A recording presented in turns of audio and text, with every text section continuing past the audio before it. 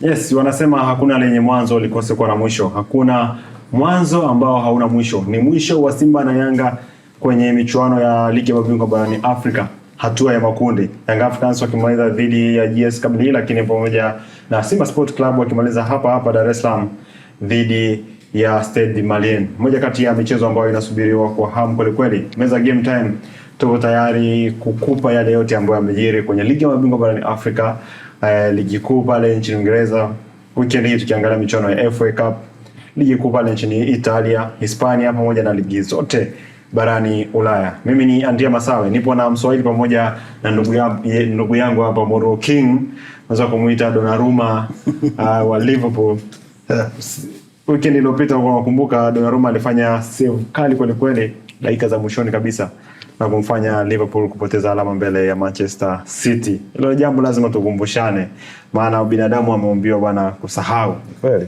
Yeah. Kweli kabisa. Lazima tukukumbushe bwana kwamba weekend iliyopita mbali na kukupa kwenye mechi tano za game time. Tulimlinda kweli kweli Liverpool ashinde asare. Tukasema atashinda. Lakini mambo yameenda kombo.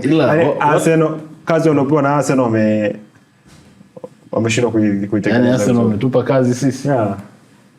Hili ilikuwa ni jambo la Arsenal kumaliza nafasi ya kwanza wakiwa na alama nyingi kwa. Sasa hivi wana alama 6 I think mbele. Sasa nadhani unamkumbusha mtu kitu alichosahau, si ndio? Hujasahau. Sidhani kama kuna haja ya kunikumbusha, sijasahau. Kama unakumbuka, mimi ndo nilikuwa nadhani nijue kama unakumbuka. Nakumbuka. Sawa. Bwana, tunaanza na Yanga. Msikiaje? Yaani ideally ni masikitiko makubwa sana kwamba ni kama Ancelotti anavunja kila aina ya rekodi. Kabla ya mechi ya weekend iliyopita, ndio Man City walikuwa hawajawahi kumfunga au kutufunga Liverpool back to back. Yaani watufunge mechi zote mbili za msimu. For almost 80 something years, tangu mwaka 1937 na 36-37, na rekodi zinaonyesha kwamba mara ya mwisho Man City kumfunga Liverpool back to back kwenye the same season, Man City alishinda ubingwa, afu msimu uliofuata akashuka daraja. Sasa whatever hii taarifa watu wa Arsenal wataitumia, hiyo ni juu yao. Na wakumbusha hivi, mara ya mwisho Liverpool kufungwa back to back games kwenye Premier League na Manchester City ilikuwa msimu wa mwaka 1936-37, na msimu huo Man City alichukua ubingwa. Sasa whatever watu wa Arsenal watatumia hii taarifa ni juu yao. Naona umeigana sana Liverpool. Basi tunaanzia huko Uingereza. Michuano ya FA inaendelea weekend hii. Liverpool wapo uwanjani dhidi ya Brighton. Moja kati ya mchezo ambao kwa Liverpool ni mchezo muhimu sana, kwa sababu nadhani kwenye mbio za ubingwa haupo. Sitakiwi kabisa kuongelea stories za ubingwa. Yes. FA upo na Brighton. Yep. Unaona kuna nafasi yako. Nadhani so far nimebaki kwenye FA, kwenye UEFA Champions League pamoja na Premier League. Nipo obviously sigombei ubingwa, lakini nipo UEFA Champions League. Nipo kwenye top 8. Sawa, upo. Yes. Unajiona ukiusumbua? Bro, timu yoyote katika timu 24 zilizobaki zinaweza kuchukua ubingwa. Sawa, unaweza kujiletea kwa vyovyote vile. Dhidi ya Brighton FA Cup.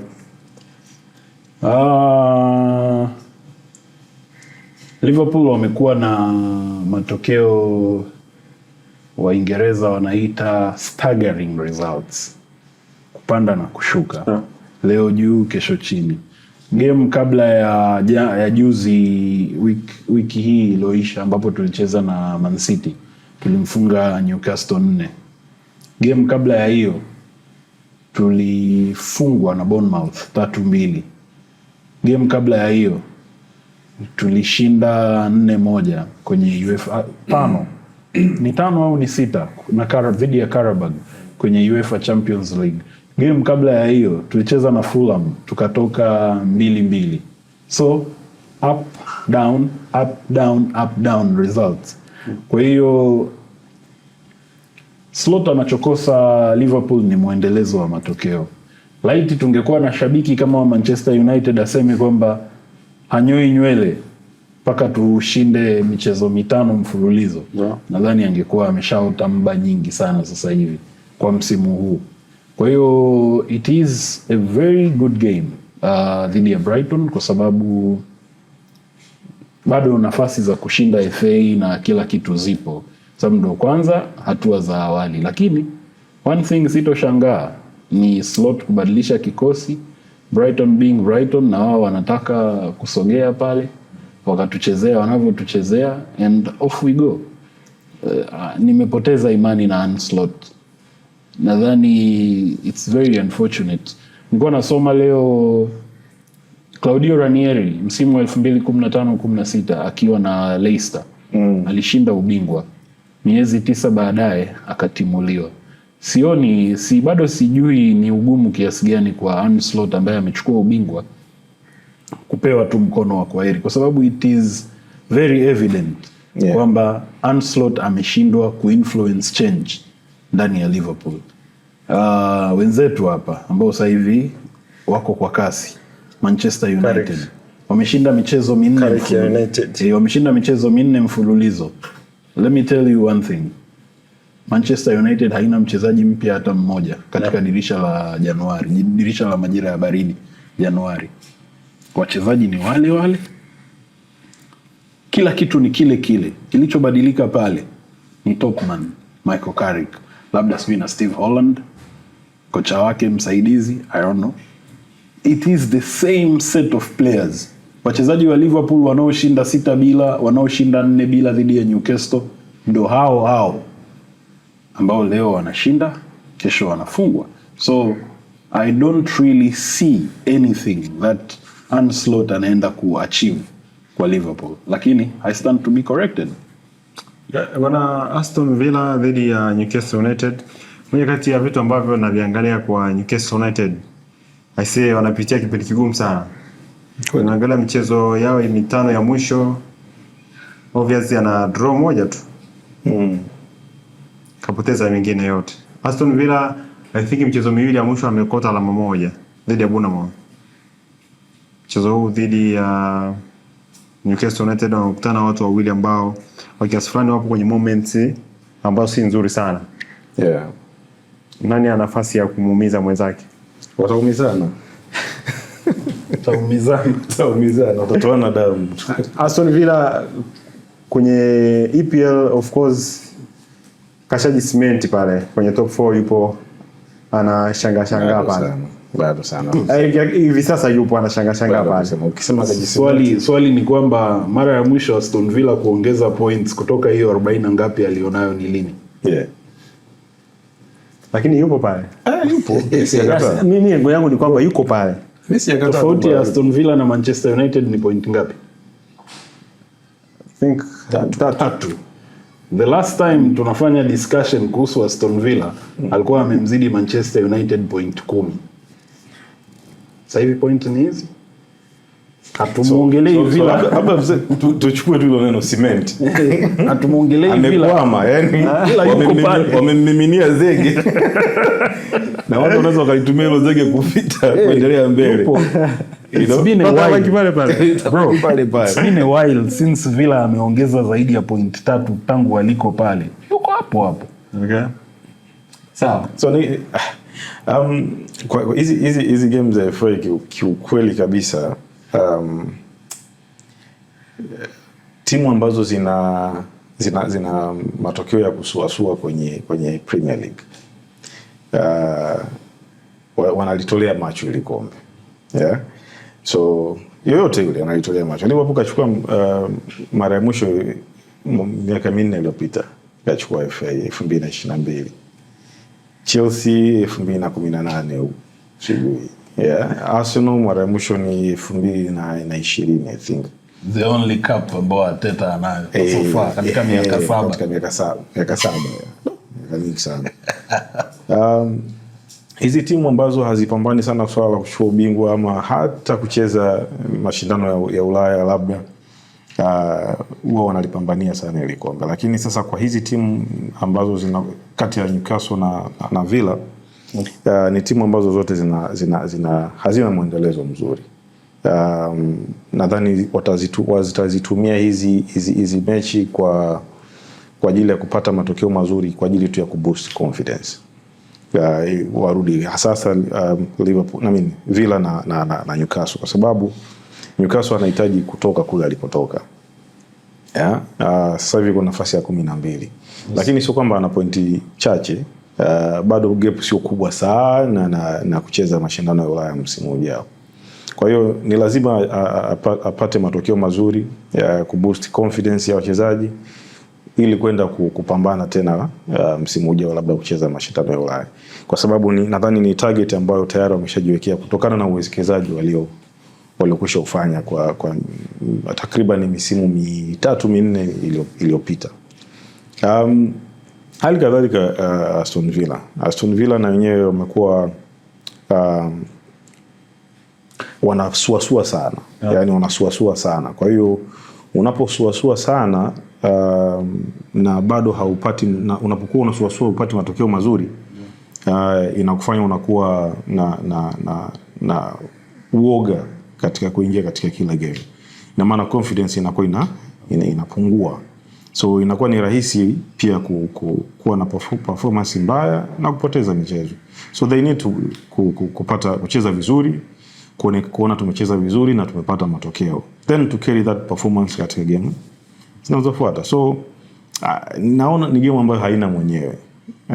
Ni game ambayo haina mwenyewe. So ila kwa sababu ni timu zote zinacheza mpira, si timu ambazo zina kasumba ya sit back, itakuwa ni game nzuri. Lakini nahisi kuna baadhi ya wachezaji wengi ambao hawapati nafasi sana kwenye mashindano mengine, watapewa nafasi katika hiyo game. Yeah. Kuna wakubwa wawili wanaenda kujiokotea karamu ya magoli. Tanaishaisha kama nakosea kusema hivyo. Arsenal dhidi ya Wigan, Manchester City dhidi ya Salford. Mchezo miwili ambayo kwa Arsenal pamoja na Manchester City I think wanakwenda tu kucement sasa magoli. Mara ya mwisho Man City acheza na Exeter nadhani. Yeah. Akashinda 10. Arsenal alicheza na Portsmouth akashinda 4 kama nakumbuka sahihi. Yeah, I think kwenye FA. Mara ya mwisho Arsenal alicheza dhidi ya Portsmouth akashinda 4. City alicheza dhidi ya Exeter akashinda 10, ambao nadhani ndio ilikuwa game ya kwanza ya Semenyo. Si ndio? Yeah. So, hiyo ni goals galore. Goals zitakuwa nyingi sana. Yeah, of course Arsenal na City wana luxury ya wachezaji. Yeah, sure. Yeah, kiasi kwamba hata wachezaji 11 ambao wanakuwepo week in week out kwenye karatasi ya Pep wasipokuwepo wote bado kazi ni ngumu sana kwa hizo timu. Hali kadhalika Arsenal. So I think kwenye hoja yako pale mwanzo ni kwamba mfano michuano ya FA sahi, timu ambazo zina luxury ya wachezaji wengi, hii ndo michuano yao. Yeah. Kwa sababu there's nothing to lose. City akiweka James Trafford golini, akamweka Donnarumma pembeni, afu akawapanga vijana wake wengine, akifungwa it's just a bad day at the office. Amna, yani hajapoteza sana. Yeah. Arsenal the same, akimweka Kepa akampumzisha Raya, because game 13 zilizobaki kwa Arsenal ni finali every game. Arsenal ili Arsenal washinde EPL anahitaji tu yeye kushinda game zake zote zilizobaki, na possibility ya yeye kushinda ipo kama akiamua kukaza kama alivyokaza kwenye hizi game 25. Yani Arsenal akiweka nusu ya effort aliyoiweka kwenye hizi game 25 katika game 13, they are going to be champions. Kwa hiyo najazia point ya Yuzo pale kwamba timu ambayo ina luxury ya wachezaji wengi, kikosi kipana Tanzania tunaita. Yeah. Hii michuano ya FA ni ya kwao, lakini sisi ambao Dominic Szoboszlai amepata kadi nyekundu, so we'll mix the next 3 games. There's no way. There's no way itakuwa na luxury hiyo, kwa sababu wachezaji wanaokuja hawana depth kama wachezaji waliopumzika. Na hapo ndipo Pep anapiga gap watu wengi sana. Timu nyingi sana pale Uingereza. Pep anaweza akachukua FA, akachukua ligi, akachukua hata na ligi ya mabingwa kama alivyofanya kwa nyuma. Kwa sababu ana luxury ya wachezaji. Yeah, right now lakini ukiangalia yes DNA ya Pep ile. Okay. Imeanza msimu huu, maana hiyo DNA haijakuwepo for 6 years.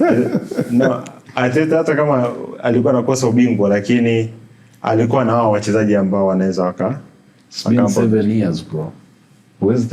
Huwezi kuassume hiyo kitu. It's been 7 years. Okay. Liverpool ukiangalia unaiona vipi? Hiyo ndo namna ya kuninyamazisha. Liverpool msimu huu umeisha. There's nothing much for us. Labda UEFA Champions League, lakini huko kwingine matumaini yetu sioni. Okay. Hongera sana. Nashukuru. Ya bana, hiyo ni michuano ya FA Cup pale nchini Uingereza, lakini ligi mbalimbali zinaendelea pale barani Ulaya. Pale Hispania kuna michezo kadha inachezwa. Real Madrid dhidi ya Real Sociedad, moja kati ya mchezo mkubwa kwa kweli ambao unachezwa weekend hii. Na kumbuka pale England, pale Uingereza, pale Hispania kuna vilabu ambavyo vinakuwaga vina kashikashi sana vikikutana na Real Madrid pamoja na FC Barcelona. Moja hapo ni Real Sociedad. Moja kati ya game ambazo zinakuwa tough sana. Na Real Madrid sasa ushindi wao kuanzia dakika 70 kuendelea huko. Unaweza kuiona Real inaenda kupoteza, inaenda kutoa sare, lakini ndio inaenda kupata ushindi. Mechi ya weekend iliyopita ushindi wa goli 2-0. Kipindi cha kwanza, kipindi cha pili mwishoni huko ndo magoli mawili yanapatikana na Mbappe anafunga goli dakika 90 huko kama kawaida yake. Dhidi ya Real Sociedad unaona ushindi ukitokea mbele ya Real Sociedad, Real Madrid. Na mwendelezo huu wa kushinda kwa nani? Nasema kwa nini? Unasubiria dakika ziende mrama, wanasema mshindi ni mshindi bro. Yule anaenda kuzama, wewe ndo unashinda. Dhidi ya Real Sociedad kuna watu wa aina mbili katika kupata mafanikio. Kuna watu wanaangalia process na kuna watu wanaangalia results. Wanaoangalia process wanaangalia namna unavyoanza, ulivyo hapo katikati kuelekea mwisho na namna ulivyoshinda. Lakini kuna watu wao hawajali bro. Wanaangalia ushindi, wanataka tu end game. Yani history yote unaotuletea hapa mwisho wake ni nini? Umeshinda au hujashinda? Let me tell you. Klopp kwa misimu miwili au mitatu ameshindwa kuchukua Premier League akiwa na point 99 na point 97. That's the highest points timu ya pili imewahi kupata katika historia ya EPL. Lakini hatutaka tumsifie Klopp kwa kusema eti kwamba bwana the highest point ya runner up. Yani kwamba mwanangu wewe ukuchukua ubingwa. Tunajua kwamba kipara alichukua ubingwa. That's the point. So jumping back to your point ni kwamba kuna clip moja Manara anasema tunacheza kibingwa afu anaonesha kama Bruce Lee. Ikitokea msimu huu Real Madrid akachukua ubingwa mbele ya Barcelona, tutarudi kwenye hii conversation kwamba bingwa anashinda vibaya. Bingwa like Euro 2008, Euro 2008, mechi ya kwanza tu Spain alifungwa. Watu wakasema Spain unajua nini. Kombe la dunia 2022, game ya kwanza tu Argentina alitolewa upepo. Hakufungwa actually, alifungwa. Dhidi ya Saudi Arabia hakufungwa, lakini lakini it was wanafunga sijui penalty dakika ya jioni, lakini history will remember Argentina 2022 kama mabingwa wa FIFA World Cup. So hakuna namna, yani haijalishi unaisumbua mahakama vipi, kama ni wakufungwa utafungwa tu. Real Madrid anamzidi kitu kimoja Real Betis, quality. Real Sociedad, yeah, quality. Kwamba yani ana options Mbappe na wengine ambao wote wanaweza kubadilisha matokeo, lakini ukiwasimamisha wachezaji wa Betis huku na Real Madrid huku, upime quality, one will stand out. Atakaye stand out ndiye atakayepata matokeo. Wakati morali unaamua matokeo. Ya Sociedad, nimeangalia game ya Real Sociedad FC Barcelona weekend hii. Walicheza na Real Betis, I think. Hii weekend hii ambapo Lamine Yamal alifunga goli la kitabu. Yes, kuna game zilichezwa weekend hii. Hispania sasa hivi kuna competition sana uwanjani. Kama umefuatilia vizuri. Game pia ya Atletico Madrid anafungwa jana na Barcelona alicheza na Mallorca. Kama ulicheki hiyo game, mbali na attempt ambazo amefanya FC Barcelona, lakini Mallorca pia walikuwa wanacheza vizuri sana. Mechi pia Atletico Madrid dhidi ya Real Betis wakafungwa 1-0 na Lukman wao. Yani bonge moja la game wakati kwenye kombe la mfalme, game kwenye Copa del Rey kule walifungwa 5. Unaona sasa hiyo game ya Mallorca na Barcelona unasema wamecheza vizuri. Mallorca walifungwa 3-0. Of course. Sasa utatumia nguvu nyingi. Sijasema wacheza vizuri.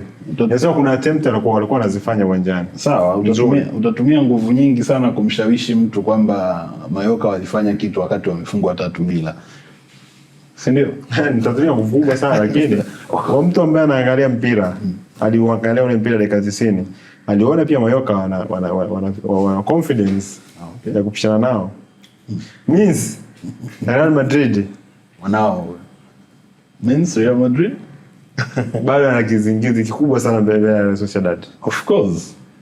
Hawezi kuacha kuwa na kizingiti na ni football. Last time sema au sio star. Sio Bajalo Rendo. Au Steam Tosha. Haiwezi kuwa kama unamtembeza nani mbwa kwenye gari. Park. Chidona wanapo na FC Barcelona. FC Barcelona wanakimbizwa kwa kweli na Real Madrid. Wapo kwenye mbio za ubingwa pale nchini Hispania, lakini mwendelezo wa Barcelona ni tishio kwa kila timu ambayo wanakutana nayo. Safu ya ushambuliaji inafanya nzuri sana. Lamine Yamal, Rafinha wapo kwenye form. Kuna ule Ferran Torres.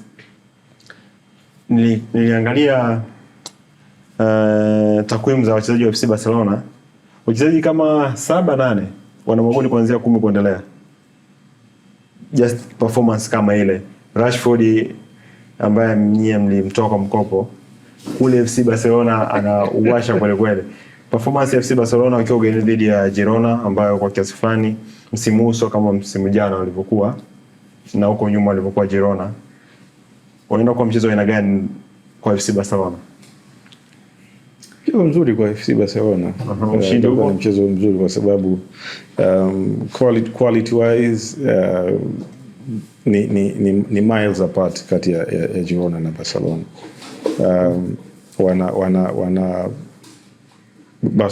Wana quality ya hali ya juu sana, na sasa hivi wanacheza vizuri sana na wanafunga sana. Hata kama wanafungwa, lakini wanafunga sana na wana uwezo wa kufungua defense yoyote ile kwa namna wanavyocheza. Girona sio Girona yule ambaye alishtua wapenda soka wengi msimu ule uliopita, misimu miwili iliyopita hivi. Sioni usumbufu wote ambao anaweza kumletea Barcelona, na naamini Barcelona anaenda kuchukua tena points 3 kiurahisi kabisa. Uchezaji wa Robert Lewandowski pale FC Barcelona, nadhani huu ni msimu wake wa mwisho pale FC Barcelona, sababu anaonekana kama ni maji ya John. Well, Lewa umri umeenda pia, sio uongo. Lakini anaweza akakupa vitu vingi kuliko hata baadhi ya wachezaji ambao wana umri mdogo. Yeah. Kama kina Gyökeres. Kama kina Darwin Núñez. Yeah, lakini pia ana timu, iko kwenye timu ambayo inamcomplement vizuri. Yani yeye kupata nafasi 5, 6, 7 kwenye game kutengenezewa si kitu cha ajabu. Na quality anayo. Yeah, so kuconvert kwenye chansi 2 katika nafasi 5, 6 si kitu cha ajabu kwa Lewandowski. Kwa hiyo na hata unaona Hans Flick hamchezeshi sana. Nadhani anajua kwa sababu ya kazi na umri. Kazi na umri ameshatumika sana. Kwa hiyo ni lazima wachezaji kama huyo unabidi umlinde.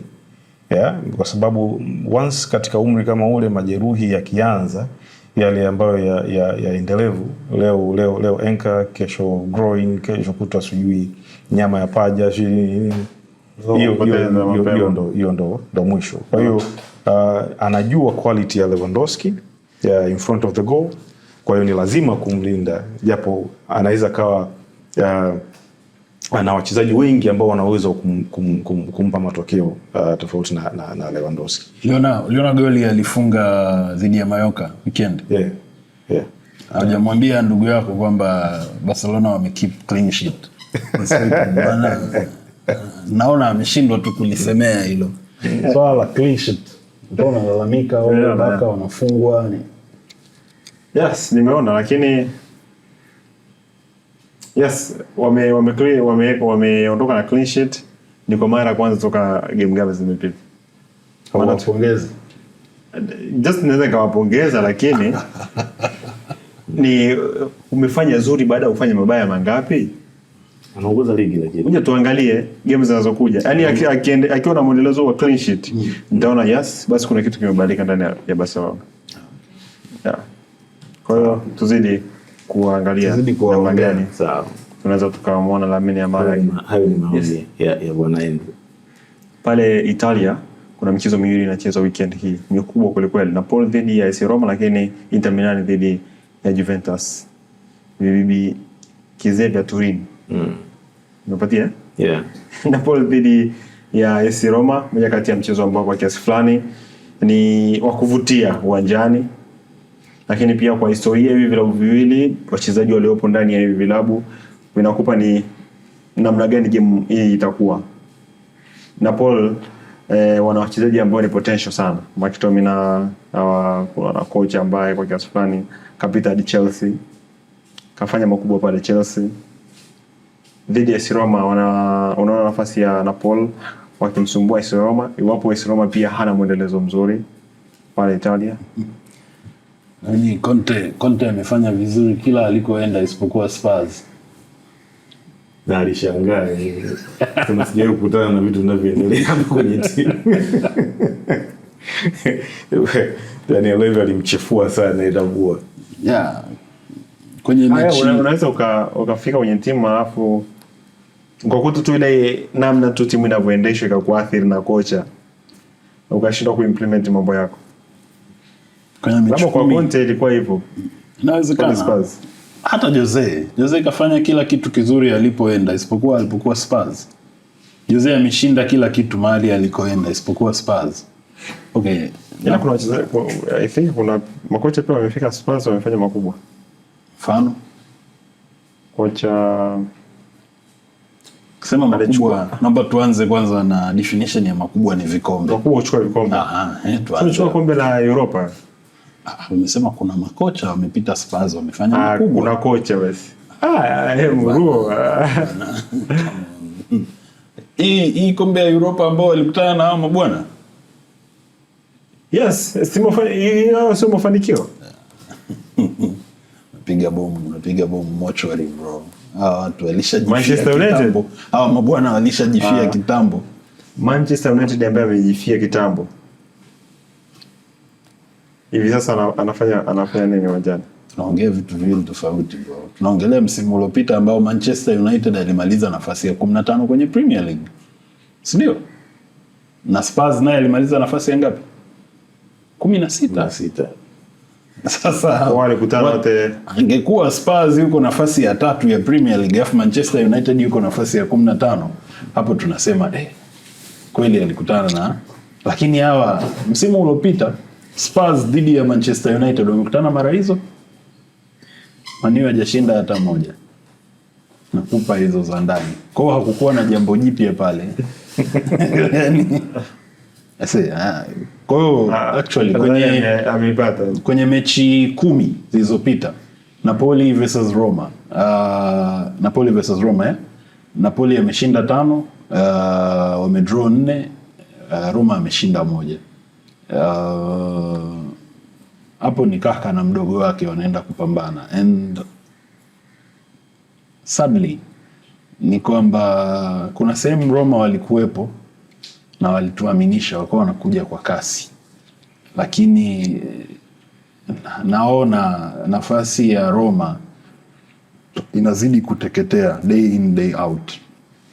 Ujio wa Como, unajua Como, nafikiri Como siwezi kumuita surprise package, lakini nadhani Como is the next big thing.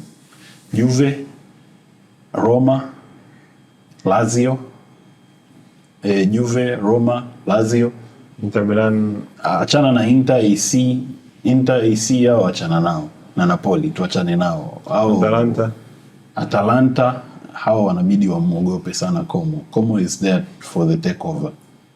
Hii nafasi ya sio kuwa wa kwanza au wa pili, hii ni nafasi ambao Como is coming for that, and I think Roma ana kazi. Roma ana kazi dhidi ya Napoli. Kazi ni kwake, kuna kazi kwa kifupi. Sawa. Wiki iliyopita Juventus dhidi ya Lazio. Wamepata tabu kule kurudisha goli la pili. Wakocha wamesha funga goli 2-1 kwa kipindi kirefu kidogo. Dhidi ya Inter Milan ambayo kwa kiasi fulani Asia anatandika. Piga watu kama ngoma. Juzi nimeona amefunga nani 5. Kamfunga Cagliari, ilikuwa nani Sassuolo. 5, piga 5. Dhidi ya Juventus ushindi mweupe kwa Inter Milan. Hapana, sio ushindi mweupe. Hawa ni wapinzani pia wa muda mrefu. Ni kati ya timu kubwa Italy na timu kongwe Italy ambazo zimechukua mataji mengi. So hakuna mchezo mdogo kati ya Juve na Inter. Ni mchezo siku zote unakuwa ni mchezo either mmoja kati yao hana mwendelezo mzuri wa matokeo, ama mwingine ni katoka kuwa bingwa, ama mwingine anaongoza ligi, ila siku zote inakuwa ni game ngumu. So hata hiyo pia itakuwa ni game ngumu, lakini Inter kwa nafasi ya kwanza wakiwa na pointi 50, kitu kama hicho, wakati kuna tofauti kama ya pointi, nadhani pointi 7 kati ya na Juve. Lakini kwenye in terms of performance, Inter wamekuwa wanapata matokeo convincingly. Yani kama ni mpira wanaupiga, kama ni kufunga wanakufunga, wakikufunga wanakufunga nyingi. Tofauti na Juve wanapata matokeo lakini wana struggle kupata matokeo. Inter ana tofauti kati ya Inter na Juve ni point 12. Inter anaongoza Serie A kwa tofauti ya point 8. Anayefuata ni AC Milan na point 50. Kwa hiyo Inter 58, AC Milan 50, ana mchezo mmoja mkononi ambao nadhani watakuwa wanacheza nadhani leo, as we are recording right now, and tofauti ya paka sasa hivi, tofauti ya Inter na Juve ni point 12, na Juve yuko nafasi ya 4. Nafasi ya kwanza ni Inter, nafasi ya pili Milan AC, nafasi ya 3 Napoli, nafasi ya 4 Juve, 5 Roma, 6 Como wanao kina Chino mbele ya mkuu.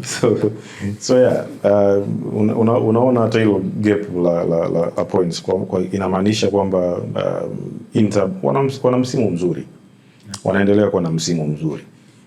Mechi ya mwisho wameshinda goli 5 dhidi ya Sassuolo. Pia quality wise kidogo Inter wana wachezaji wazuri kuliko Juve. Gap sio kubwa kwenye quality ya wachezaji kati ya hizo timu mbili, lakini they have a cutting edge kidogo Inter. So kwa mwendelezo huo, na Inter wako nyumbani, wako nyumbani na kitu kama hicho. Giuseppe Meazza. Kwa hiyo naona wakati mgumu kwa Juve kupata matokeo chanya kwenye huo mchezo. Kwa hata karata yangu naiweka kwa Inter. Juve kuna nini kina msimu Juventus? Nakumbuka kuna misimu ambayo alikuwa title contender pale Italia. Ulikuwa ukihitaji Ufaransa unahitaji PSG, ukihitaji Italia unahitaji Juventus, ukihitaji Germany unahitaji Bayern Munich. Hizo tatu zilikuwa zipo ni kama title contenders kila mwaka, day in day out. Wao ni wapo tu pale, wao ni wapo, wanachukua kombe wanaondoka nao. Ndio sasa hivi kama mmoja ndio yale nilikuwa nakwambia hapa, hivyo walikuwa na quality, walikuwa na quality ya hali ya juu sana. Kipindi kile ambacho wamechukua ubingwa almost mara 6 sio mfululizo, 7 walikuwa of course, ukiwa katika stage kama hiyo, kila mchezaji mzuri anatamani kwenda kucheza, hata kama hana kiwango kikubwa sana, lakini anajua nikiwepo pale nachukua bingwa na kombe, na nafasi ya kuwa na medali ya kwenda kuambia watoto miaka ijayo. Kwa hiyo walikuwa wana quality kubwa, walikuwa na quality nzuri sana Juve mpaka kuwa na matokeo kama yale. Unaona kama kuna dalili za Harry Kane pia kuvaa medali msimu huu pale Ujerumani na Bayern Munich. Sasa unaangalia tena Bayern Munich ambayo bana, tunarudi kwenye ligi ya mabingwa barani Afrika. Simba Sport Club dhidi ya Stade Malien, mchezo wa kukamilisha ratiba wanasema. Tunasema calculator zimekataa. Lakini Young Africans dhidi ya JS Kabylie, calculator bado zinafanya kazi. Bado nafasi ya Young Africans kwenda hatua ya robo finali ligi ya mabingwa barani Afrika. Tunataka tuiweke wazi hapa. Hapo weekend iliyopita tulimuua kabisa. Anakufa. Matokeo yalikuwaje bwana? Maana unasema sisi sio wazalendo. Huyu jamaa alisema sisi sio wazalendo. Na mimi nikaitwa mimi mchawi.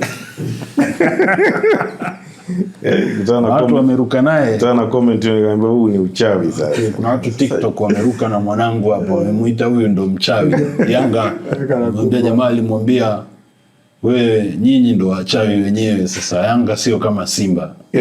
Okay. Tuangalie na ametokea. Bwana, Young Africans dhidi ya JS Kabylie. Young Africans anategemea vitu viwili. Hapo ndo tungekuja na calculator. Kwanza kabisa anategemea FAR Rabat apoteze dhidi ya Al Ahly, which is a possibility. Lakini pia anatarajiwa kushinda kuanzia goli 3 dhidi ya JS Kabylie hapa nyumbani. Anatarajiwa na nani au anatakiwa? Anatakiwa. Okay. Okay, nisema anatarajiwa. Anatarajiwa. Yes. Anatakiwa. Aidha kama atapungua, basi itategemea pia na FAR Rabat atapoteza goli ngapi kule. Kwa hiyo kwa kifupi unamwekea kwamba Yanga ashinde, alafu tuanze kuhesabu kule FAR Rabat watafungwa ngapi na Al Ahly ambaye tayari kasonga mbele, ambao kocha wake amesema leo, kocha wa Al Ahly ni leo au ni jana, amesema kwanza amesikitika kwamba swala la wao kufuzu kwenda quarter final yani limekuwa la gumu sana wao kulifikia. Lakini wanafurahi kwamba tayari wameshafuzu. Sasa wanachoenda kukifanya weekend ni kuhakikisha wanaongoza kundi. Hiko ndo kitu walichokisema. Ana point 9 then Al Ahly. Yes. Point 10. 8 5. 5 za Young Africans inabidi ziwe 8 na magoli yaongezeke. Sawa. Kama inabidi iwe hivyo sawa. Dhidi ya JS Kabylie una mchezo unaona vipi kabla ya kuangalia nafasi ya kufuzu au ya kutokufuzu?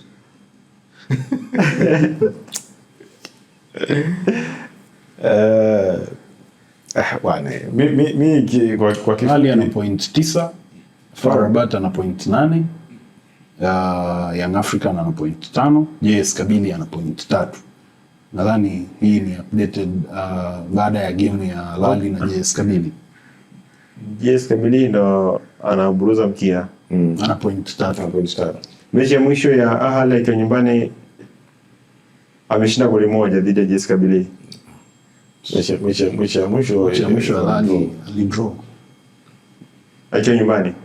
Popote alipokuwa. Nasema akiwa nyumbani. Akiwa nyumbani. Sikumbuki ilikuwaje, lakini mechi ya mwisho ya last week na JS Kabylie walitoka suluhu. Ndio JS Kabylie amefikisha 9.3 angalau. Fadhali yake kuliko Simba. Asema na game moja. Anaweza kafika. Kwa ninavyoona mimi unavyo wewe? Yes, kwa ninavyoona ya game time. Kwa ninavyoona mimi nadhani hizi timu zetu za Tanzania zijiandae, zijipange kupambana, zinaenda tena zinashiriki tena Champions League msimu ujao zikiwa ziko strong zaidi, lakini kwa msimu huu shughuli yao imeishia hapa. Shughuli yetu nadhani imeishia hapa. Kwa unaunga mkono maneno ya Wilson Oruma? Mimi nasema sijamsikia Wilson Oruma alisema nini, sijui alisema nini, lakini mimi kwa maono yangu naona hata game ya mwisho na JS Kabylie Yanga wanaweza wasipate matokeo chanya. Kauli famous sana ya Wilson Oruma ni misimu kama miwili iliyopita, baada ya mechi fulani hivi Taifa alisema Yanga shughuli yao imeishia hapo. Sasa Yanga walimind hiyo maneno, kwa hiyo shughuli yao haikuishia hapo. Mimi nasema wajipange kwa msimu ujao. Wiki iliyopita kiongozi uliitwa mchawi. Sasa sijui wiki hii utaitwa nani?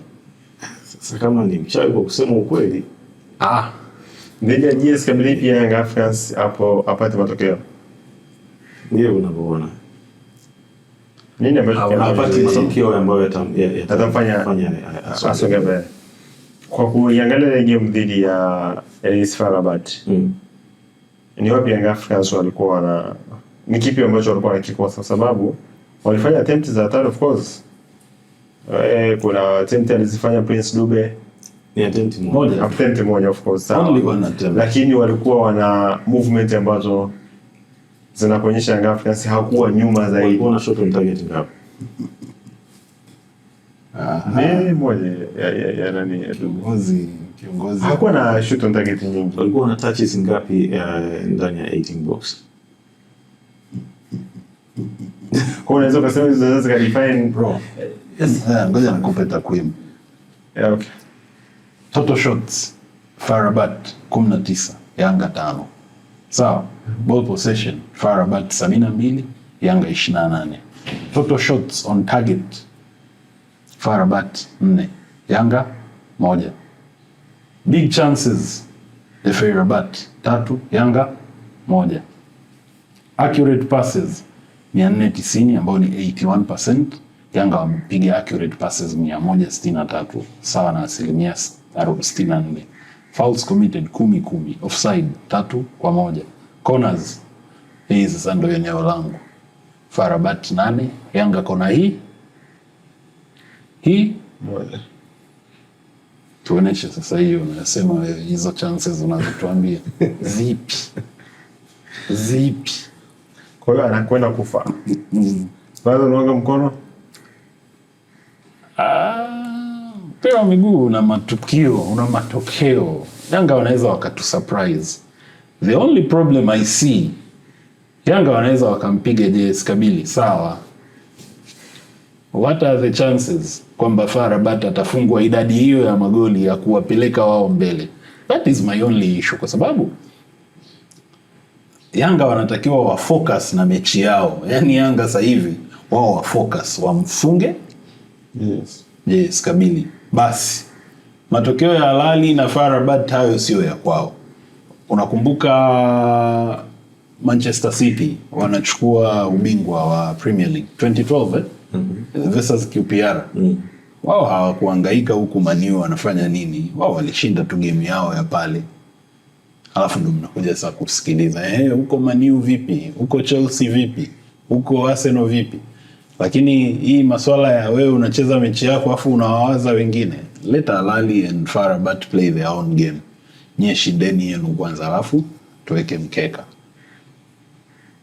Kwa hiyo Africans focus kwenye game. Yanga ashinde tu game yake, alafu mambo ya FAR Rabat na Ahly aachane nayo. That is my take. Okay. Simba dhidi ya Stade. Ongea sana, unaleta ugomvi, yani watu wapendi. Kuna vitu hawapendi kumsikia, ndio maana anachelea hata kuongea. Simba dhidi ya na Stade Malien. Game inakuwa ina gani? Sio nafasi ya Simba kwa tunafuata. Kwa Simba ambayo kwa kiasi fulani ina maingizo mapya. Does it matter itaenda kwa namna gani mzee wangu? Simba apambane tu apate draw awe na point 3. At least basi kwenye mechi Simba. Yani ni swala la wao kujipanga na msimu ujao. Sasa hivi waweke nguvu kwenye Premier League. Waweze kama ni kuchukua ubingwa, wachukue ubingwa. Wacheze Champions League msimu. Simba akicheza dhidi ya Stade Malien kama alivyocheza second half dhidi ya ni Esperance Petro Athletic. Simba akicheza second half vile with that resilience anachukua point 3, of which point 3 zenyewe hazimsaidii chochote, lakini unakufa kiume. And anything short of that it's bullshit. Hamna kitu. Kitu kimoja ninacho tamani kisitokee ni kutafuta kocha mpya kwa Simba. Anaweza akawa na mawazo hayo. I say hey, hivi tangu msimu umeanza wewe ni kocha wa 3 kuna watu wana mawazo yao huko juu. Tangu msimu umeanza wewe ni kocha wa 4. Wewe jua. Tulianza na naitwa nani yule bwana? Nini nimemsahau? Fadlu Davids. Katoka Fadlu akaja Morocco akatuongoza pale kidogo kwenye ile michuano. Yaani Fadlu ndo yani Simba imeanza kuharibikia kwa Fadlu baada ya kuondoka. Fadlu, Morocco, Matola, akaja Pantev, Machata. Pantev sasa ndo matatu mwenyewe, pira tatu jamani. Unaona hii? Mkuja nani matatu? Si ndio? Hakuja matatu, alikuja Morocco kwanza kwenye mechi 2. Interim. Morocco aliongoza Simba kwenye mechi zile za Morocco, unamaanisha kocha Medi Morocco. Medi Morocco. Baadaye Matola akabaki na timu yake, akaja Pantev akabaki na hiyo akaongoza kwenye hizo mechi. Baada ya hapo kaja Beka, tuko naye na tunatamba naye. That's the only thing ambayo ninaogopa. Kwa kuna uwezekano tukawa na kocha wa 6 ndani ya msimu huu. Au tusimhesabu Matola na Morocco, tuseme basi tuna makocha 3. Yaani tegemea chochote. Never say never. Kwa Simba na Yanga uongozi wa hizi wa nini wanasema? Wanakuwa na maamuzi ya Bwana, hiyo ni michezo ya weekend hii. Weekend hii ni weekend ya mwisho ya hatua ya makundi ligi ya mabingwa barani Afrika, lakini pia tutaenda kuangalia kombe la shirikisho barani Afrika. Tutaenda kuangalia kwa namna gani Azam FC pamoja na Singida Black Stars wanakwenda kucheza mchezo wao ya mwisho. Na bwana, michezo mitano ya weekend hii. Hii michezo mitano ya weekend hii imechukua michezo hatari kweli kweli, ambayo kupitia bet winner tunaweza tukawapa watu fedha kama tulivyowapa weekend iliyopita. Tukamua Young Africans, yani mtu alikuwa akimua Young Africans akimpa Manchester United. Wana brother aliwahakikishia kabisa ni ushindi rahisi kwa Manchester United. Messi angechukua zile alama za Manchester United akachukua na Young Africans, alafu akapoa akaweka labda milioni 1, anaamka na milioni 2 asubuhi. Mtu ambaye alichukua mkeka wako wewe akauchanganya na wao kwangu ana fedha tubua kibunda. Kwa hiyo Betwina inakupa fedha kweli kweli. Kiongozi alisema acha mchezo na pesa. Mkumbuka hiyo kauli? Bwana Poli wapo dhidi ya AS Roma. Kwa kuweka mzigo Napoli anapata goli. Sawa, Napoli anapata goli. Hiyo ni uhakika hiyo. Napoli anashinda bro. Napoli 1-1. Inter Milan dhidi ya Juventus, tuwape watu hela. I say I think na karata yangu naweka kwa Inter. Inter pia ushindi. Sociedad Madrid zaidi ya goli moja. I mean over 1.5. Zaidi, yeah. Team yani mechi nzima. Yeah. Real Madrid apotezi game sasa hivi bro. Aston Villa dhidi ya Newcastle United. Aston Villa dhidi ya Newcastle United is over 1.5 pia. Newcastle anashinda. Liverpool dhidi ya Brighton. Wow. Ni uzuri bro. Over 1.5 pia. Yeah, brother. Kila timu itapata goli. Bwana, hiyo ni michezo ambayo unaweza kuweka pale Betwina na ukaondoka na mpunga wako vizuri kabisa. Mimi weekend hii nakupa odds ambazo unaweza kumfuata, unafuata timu moja kwa moja. Yaani hakuna magoli, hakuna shida ya sare. Nakupa pointi za moja kwa moja za kupata fedha. Mechi ya Napoli dhidi ya AS Roma, Napoli anashinda moja kwa moja. Inter Milan dhidi ya Juventus, Inter Milan anashinda moja kwa moja. Real Madrid dhidi ya Real Sociedad, Real Madrid anashinda moja kwa moja. Aston Villa dhidi ya Newcastle United, Aston Villa mpe moja kwa moja. Tena anashinda zaidi ya goli moja huyu jamaa. Liverpool dhidi ya Brighton. Liverpool anashinda moja kwa moja. Bwana, namaliza hivyo ndani ya game time. Tilia mkeka wako pale Betwina na kuna odds za kutosha kwa kweli, odds ambazo zinaweza zikakufanya upate hiyo fedha yako mara 5, mara 3, mara 2. Ni kwa jinsi wewe tu unavyoona ni kiasi gani cha fedha ambacho unataka kuvuna weekend hii. Jina langu ni Andrea Masawe. Unaweza kufuatilia Game Time kupitia Dimbani Connect Instagram, lakini pia Dimbani Connect YouTube. Kuna episode nzima ambayo tumekuwekea pale. Unaweza kupata uchambuzi na video ambavyo sisi tunaona kwenye michezo mbalimbali. Ligi ya mabingwa Afrika, ligi kuu pale ya pale nchini England, lakini pia Spain, France, Italia. Kila kitu unakipata ndani ya Game Time ya Dimbani Connect. Nilikuwa na Moro King pamoja na Mswahili. Mswahili unaweza kumpata kwa jina la @Masud pale Instagram, lakini Moro King yupo Twitter bana. Twitter unatumia jina gani bana? Twitter natumia @Moro King. Kidogo niseme napatikana kwa @Masud_Junior. Twitter napatikana kwa jina la @Moro King. Karibu sana.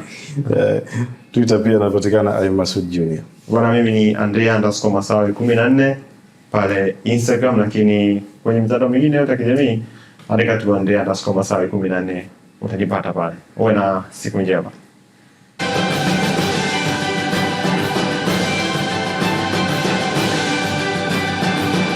Game Time, tunavyo sisi.